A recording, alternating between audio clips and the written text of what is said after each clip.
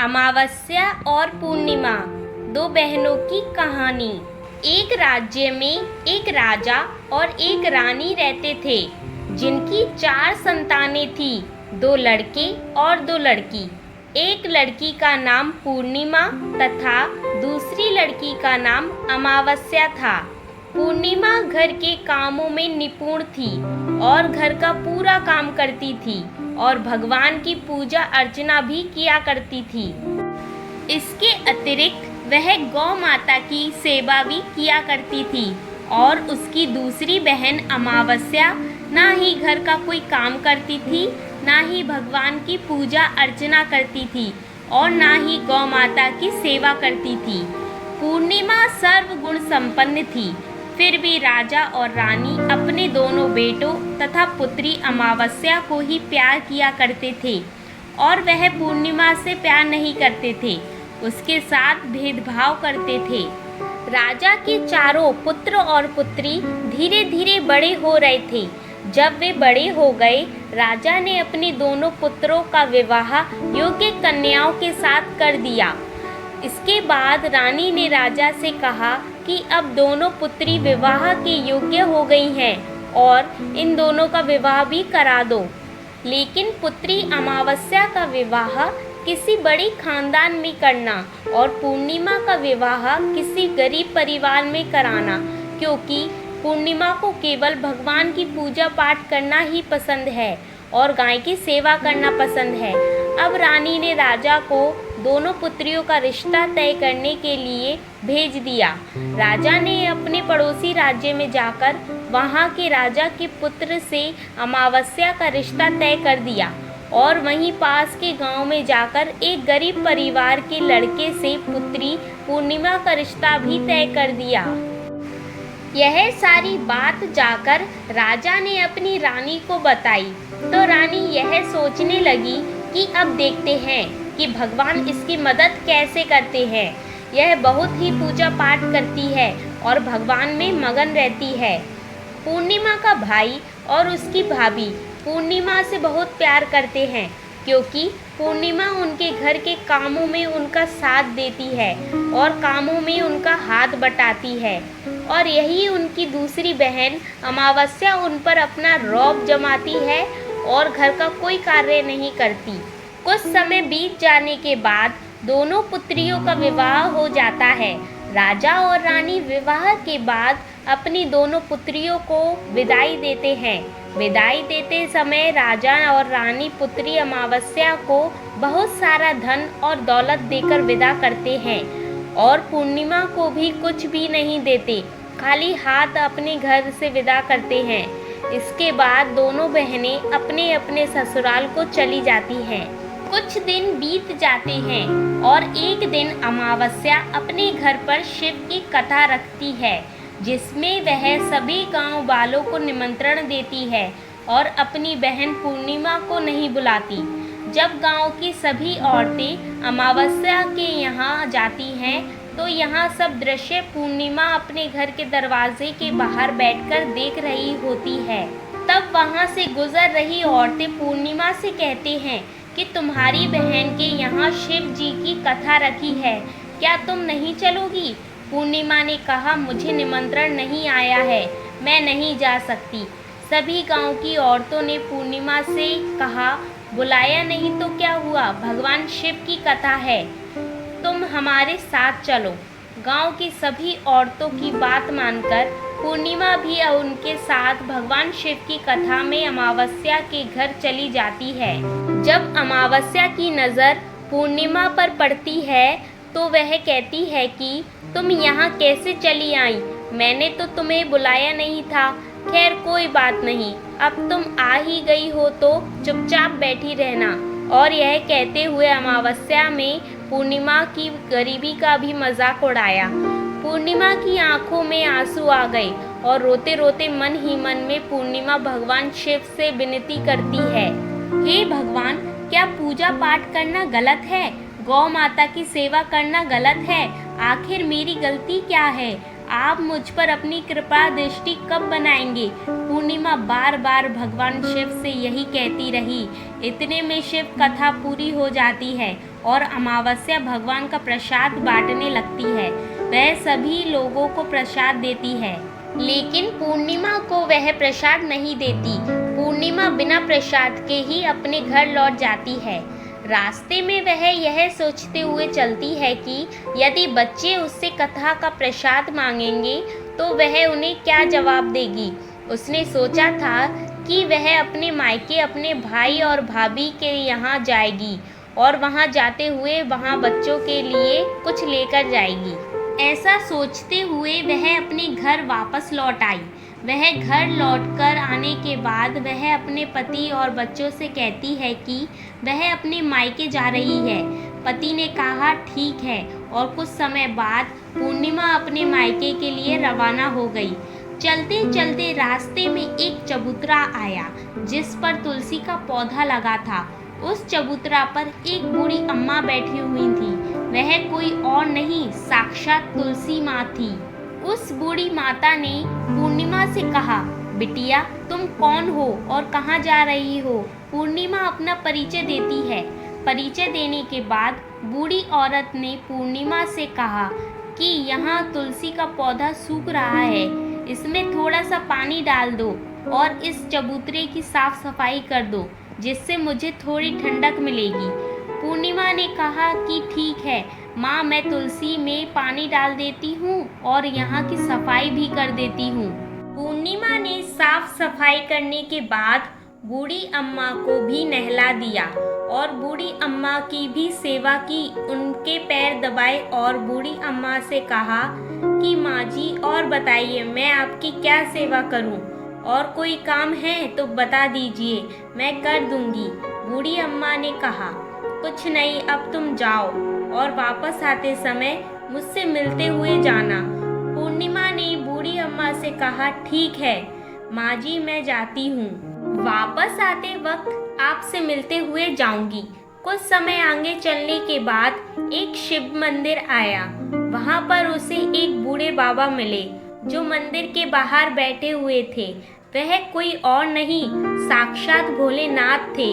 उन्होंने पूर्णिमा से कहा कि कहाँ जा रही हो बेटी, तुम कौन हो। तब पूर्णिमा ने अपना परिचय दिया। फिर उस बूढ़े बाबा ने पूर्णिमा से कहा इस चबूतरे की और इस मंदिर की सफाई कर दो। तब पूर्णिमा ने मंदिर की और चबूतरे की साफ सफाई कर दी और वहाँ पर पूजा पाठ अर्चना भी की। और साफ सफाई पूजा अर्चना करने के बाद उन्होंने बूढ़े बाबा को भी नहला दिया और उनसे कहा कि बाबा और कोई काम हो तो बताइए। तब बूढ़े बाबा ने कहा नहीं बेटी, अब तुम जाओ और वापस आते वक्त मुझसे मिलते हुए जाना। पूर्णिमा ने कहा ठीक है बाबा, मैं जाती हूँ, वापस आते हुए आपसे मिलते हुए जाऊंगी। आगे चलते चलते कुछ दूर चलने के बाद पूर्णिमा को एक काली जी का मंदिर दिखा। वहाँ भी एक बूढ़ी अम्मा चबूतरे पर बैठी हुई थी। उस बूढ़ी औरत ने भी पूर्णिमा से कहा कि बेटी तुम कौन हो, कहाँ जा रही हो। तब पूर्णिमा ने उस बूढ़ी औरत को भी अपना परिचय दिया। बूढ़ी औरत ने पूर्णिमा से कहा कि यहाँ पर सभी पूजा पाठ करने के लिए आते हैं, लेकिन मंदिर की साफ सफाई करने के लिए कोई नहीं आता, इसलिए तुम मंदिर की और चबूतरे की साफ सफाई कर दो। पूर्णिमा ने कहा ठीक है माताजी, और पूर्णिमा मंदिर की और चबूतरे की साफ सफाई कर देती है और पूजा पाठ भी करती है और माताजी का श्रृंगार कर देती है और उस बूढ़ी अम्मा को भी नहला देती है और बूढ़ी अम्मा के पैर दबाती है और कहती है कि सभी काम हो गया है माँ जी, और कोई काम हो तो बताइए। बूढ़ी अम्मा कहती है कि नहीं बेटी, अब तुम जाओ, लेकिन वापस आते वक्त मुझसे मिलते हुए जाना।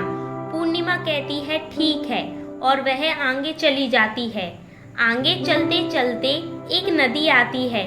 वहाँ पर भी एक बूढ़ी अम्मा बैठी रहती हैं और वह कहती है कि बेटी तुम कौन हो और कहाँ से आई हो। उसे भी पूर्णिमा अपना परिचय देती है। बूढ़ी औरत पूर्णिमा से कहती है कि नदी पर स्नान करने तो यहाँ पर सब आते हैं, लेकिन यहाँ की साफ सफाई कोई नहीं करता, इसीलिए तुम इस किनारे पर साफ सफाई कर दो। पूर्णिमा कहती है, ठीक है माँ जी, और वहाँ की साफ सफाई कर देती है और उस बूढ़ी अम्मा के पैर दबा दी है और कहती है, माँ जी और कोई काम हो तो बताइए। बूढ़ी औरत कहती है कि कुछ नहीं बेटी, तुम जाओ, लेकिन वापस आते वक्त मुझसे मिलते हुए जाना। और वहाँ नाव में बैठकर नदी के दूसरे किनारे पहुँच जाती है और वह अपने मायके पहुँच जाती है। वहाँ पर पूर्णिमा के भाई और भाभी उसे देखकर बहुत खुश हो जाते हैं और वे पूर्णिमा की बहुत खातिरदारी करते हैं और उससे बहुत सारी बातें करते हैं और कहते हैं कि बच्चों को भी साथ में लेकर आती तो बहुत अच्छा होता। अब कुछ समय के बाद पूर्णिमा ने वापस अपने ससुराल जाने को कहा तो उसकी भाभी ने उसके लिए एक साड़ी दी और बच्चों के लिए कपड़े और खाने पीने की कुछ चीज़ें रख दी और कहा कि तुम बहुत दिनों के बाद आती हो। और पूर्णिमा की भाभी ने यह थैला पूर्णिमा के हाथ में दे दिया और कहा कि जाओ और जल्दी वापस आना। इसके बाद पूर्णिमा वहाँ से अपने ससुराल के लिए रवाना हो गई और उसी नदी के किनारे पहुँची और नाव में बैठकर दूसरे किनारे पर उतर गई। वहाँ पर उतरने के बाद वहाँ पर उसे वही बूढ़ी अम्मा मिली जो साक्षात गंगा मैया थी। उस बूढ़ी अम्मा ने पूर्णिमा को एक थैला दिया और कहा कि इसे तुम अपने घर जाकर ही खोलना। अब पूर्णिमा के पास बहुत सामान हो गया था। उन्हें लेकर पूर्णिमा वहाँ से रवाना हुई। आगे कुछ दूर चलने पर काली माँ का मंदिर आया। वहाँ पर काली माँ बूढ़ी माँ के रूप में विराजमान थी। उसने कहा, आ गई बेटी पूर्णिमा। पूर्णिमा ने कहा, हाँ माँ जी, मैं आ गई। तो काली माँ ने उसे एक थैला दिया और कहा कि तुम यह थैला अपने घर जाकर खोलना। अब पूर्णिमा के पास 3 थैले हो गए थे। तीनों थैली लेकर पूर्णिमा आगे बढ़ी और कुछ दूर जाने पर शिव जी का मंदिर आया। यहाँ बूढ़े बाबा के रूप में शिव जी स्वयं विराजमान थे। बूढ़े बाबा ने कहा, पूर्णिमा तुम वापस आ गई। पूर्णिमा ने कहा, हाँ बाबा, मैं वापस आ गई। बूढ़े बाबा ने भी पूर्णिमा को एक थैला दिया और कहा कि यह थैला तुम अपने घर जाकर ही खोलना। पूर्णिमा ने कहा, ठीक है। अब पूर्णिमा के पास 4 थैले हो गए थे। अब पूर्णिमा 4 थैलों को अब कैसे ले जाती। उसने एक पुरानी साड़ी निकाली और उन सभी थैलों का एक गट्ठा बना लिया और सर पर रखकर वहां से रवाना हो गई। कुछ दूर जाने के बाद उसे तुलसी माँ बूढ़ी औरत के रूप में मिलती है और कहती है, पूर्णिमा तुम आ गई। पूर्णिमा कहती है, हाँ माँ जी, मैं आ गई। वह बूढ़ी औरत भी उसे एक थैला देती है और कहती है कि यह थैला तू अपने घर जाकर ही खोलना। पूर्णिमा कहती है, ठीक है माँ जी। अब पूर्णिमा के पास 5 थैले हो गए थे। पूर्णिमा वहाँ से रवाना हुई तो वापस अपने घर पहुँच गई। पूर्णिमा ने थैलों को नीचे रखा और सबसे पहले अपने मायके का थैला खोलकर देखने लगी। उसमें बच्चों के लिए अच्छे अच्छे कपड़े और खाने पीने की चीजें थी और उसमें कुछ गहने भी थे। पूर्णिमा ने कपड़े अपने बच्चों को दे दिए और खाने पीने की चीजें भी बच्चों को दे दी। बच्चे यह सब पाकर बहुत खुश थे। अब पूर्णिमा ने दूसरा थैला खोला जो उसे गंगा मैया ने दिया था। उसमें ढेर सारे हीरे जवाहरात, सोना चांदी आदि था। इसके बाद अब पूर्णिमा ने तीसरा थैला खोला जो उसे काली माँ ने दिया था। उसमें बहुत सारा सोना श्रृंगार का सामान भरा हुआ था। इसके बाद पूर्णिमा ने चौथा थैला खोला जो उसे भगवान शिव ने दिया था। उसमें बहुत सारा धन संपत्ति भरा हुआ था और बहुत सारी खुशियां भरी हुई थी।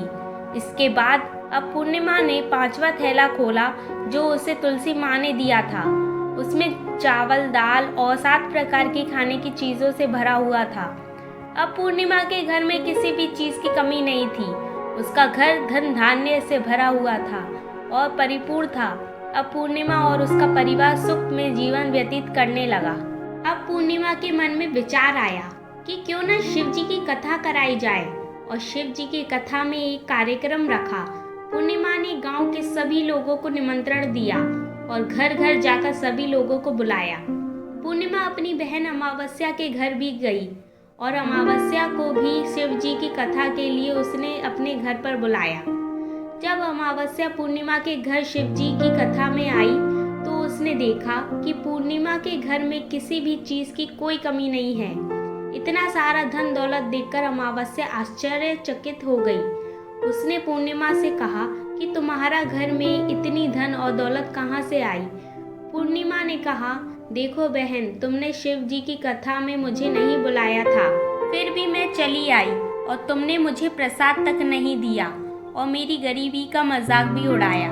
उसके बाद मैं अपने घर आ गई और घर आते हुए मन ही मन में सोच रही थी कि अपने मायके जाऊंगी और मैं अपने मायके चली गई और जो कुछ घटना इस बीच हुई वह सभी घटना अपनी बहन अमावस्या को बताती है।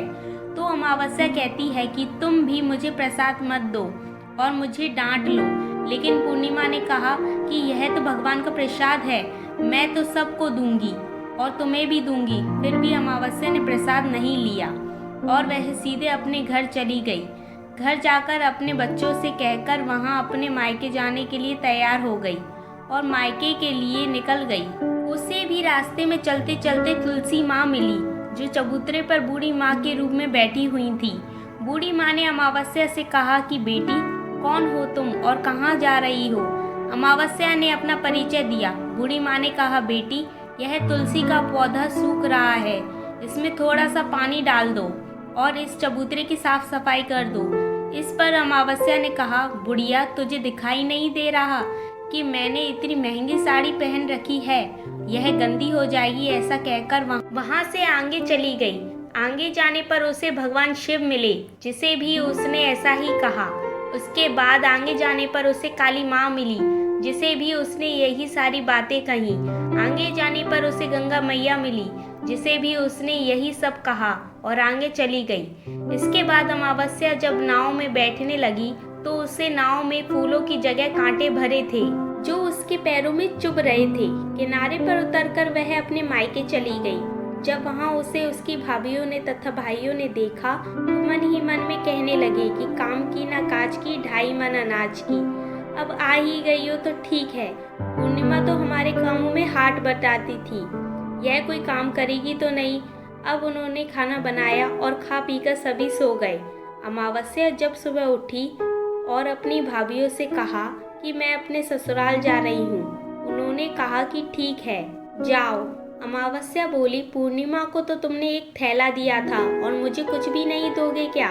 भाई और भाभी ने कहा कि तुम घर जाओ, थैला तुम्हारे घर पहुँच जाएगा। फिर अमावस्या वहाँ से निकल गई और नदी के किनारे पर पहुँची।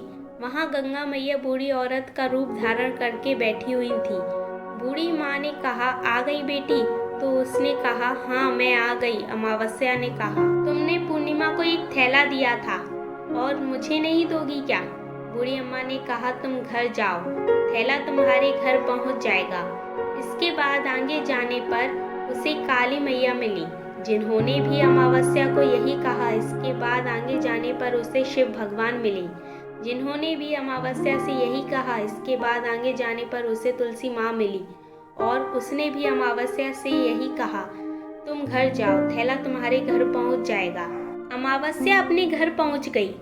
आंगन में देखा तो वहां पर 5 थैले पड़े हुए थे। अमावस्या ने मन ही मन सोचा कि अब तो मेरे पास बहुत सारी धन और दौलत आ जाएगी। जल्दी जल्दी उसने सभी थैले को खोला। किसी में मिट्टी थी तो किसी में पत्थर, किसी में कंकड़ और किसी में कोयला। उसे मायके से भी कुछ नहीं मिला था। इन थैलों में कुछ भी नहीं था। अमावस्या दौड़ती हुई पूर्णिमा के घर गई और कहती है कि तुम्हें तो इतना सब कुछ मिला, मुझे तो कुछ नहीं मिला, आखिर क्यों? तो पूर्णिमा कहती है कि जब मैं अपने मायके जाती हूँ तो अपनी भाभीयों के साथ उनके कामों में हाथ बटाती हूँ, उनके साथ मिलकर काम करती हूँ, लेकिन तुम ऐसा कुछ नहीं करती, उनकी इज्जत भी नहीं करती, इसीलिए वह तुम्हें भला क्या देंगे। इसके बाद तुमने गंगा मैया को ठुकरा दिया और काली माँ को भी ठुकरा दिया और भगवान शिव को भी तुमने ठुकरा दिया, इसलिए उन्होंने भी तुम्हें कुछ नहीं दिया। अमावस्या कहती है कि बहन, तुम मुझे माफ़ कर दो, मैंने तुम पर हमेशा अत्याचार किया है, मुझे कुछ नहीं मिला तो कोई बात नहीं, मैं भी भगवान की भक्ति करूँगी और सब कुछ प्राप्त कर लूँगी। मुझे इन सब चीज़ों का रहस्य बताओ। तो पूर्णिमा ने कहा कि तुम 3 सूत्र का ज्ञान ले लो और उसकी कथा करना। पहले सूत्र में दया मांगना और दूसरे सूत्र में कथा मांगना और तीसरे सूत्र में 108 बार ओम नमः शिवाय का जाप करना। बहन, भगवान ने यह सूत्र दिए हैं, इनको अपने हृदय में बसा लेना। मैंने भी यह 3 सूत्र अपने जीवन में अपनाए थे और सच्चे मन से भगवान की भक्ति पूजा पाठ की थी। फिर भगवान ने मुझे यह सब कुछ दिया और तुम्हारे पास जो कुछ था वह भी सब खत्म हो गया। इसके बाद अमावस्या अपने घर गई और भगवान की पूजा पाठ करने लगी। भगवान शिव से उसने माफ़ी मांगी और गौ माता की सेवा भी की और दूसरों की मदद भी करने लगी।